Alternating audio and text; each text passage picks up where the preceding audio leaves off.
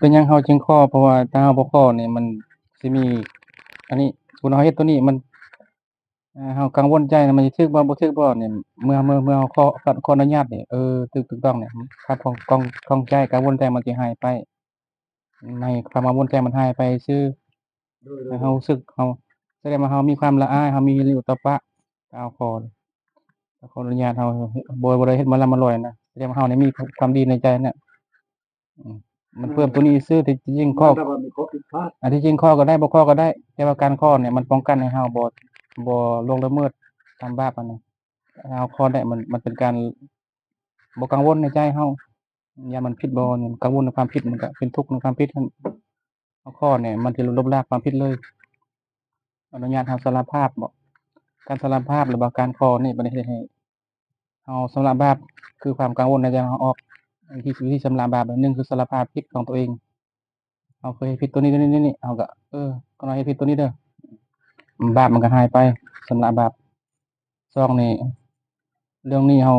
มันถือว่ามันบ่ถือบ่ถือว่าเราทำถูกต้องมันก็บาปมันก็ชำระไปวิธีชำระบาปทางศาสนาพุทธก็มี2อย่างคือ1ขออนุญาต2นี่2มันยังบ่ลืมเมื่อกี้นี้1ขออนุญาต2นี่ก็สารภาพบาปตัวเองเฮ็ดผิดตัวใดก็สารภาพออกมาสงกรานต์มันเป็นจังซั่น1ก็ต้องสารภาพบาปตัวเราข้อยข้อยเคยเอาเปรียบพ่อตู้บ่พ่อตู้ผู้นั้นข้อยเอาเปรียบเจ้าข้อยเอาแบบนี้ๆๆๆเจ้าให้อภัยข้อยได้บ่แล้วพ่อตู้เด้ก็สารภาพต่อกันหั่นน่ะนี่ก็คือชำระใจของตนให้บริสุทธิ์2นี่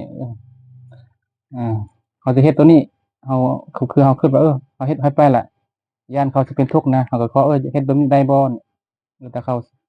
อนุญาตก็แสดงว่าเราก็บ่ได้ไปทำร้ายเขานั่นก็เฮ็ดได้มันก็2ประการนี้2ประการนี้เป็นความหมายของบุญสงกรานต์ในทางศาสนาพุทธที่เพิ่นสอนแบบนี้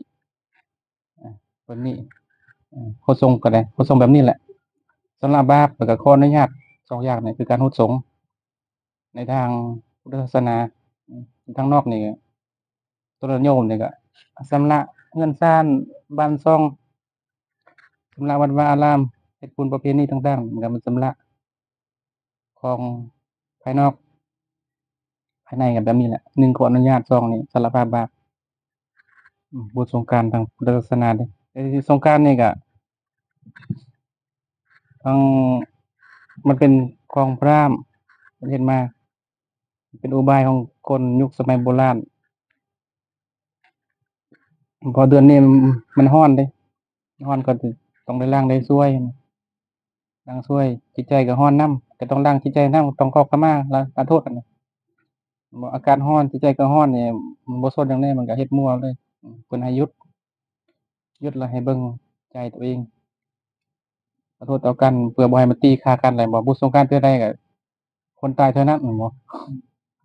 ขับรถก็ตายแม่นบ่อุบัติเหตุบ่ใจร้อนเด้กินเหล้าเมายาก็หลายอืม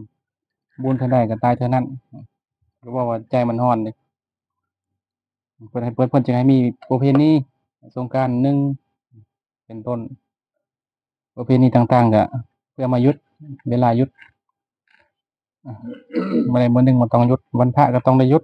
มันต้องหยุดแด่มื้อหนึ่งอะนะเป็นจั่งซั้นให้มันสงบ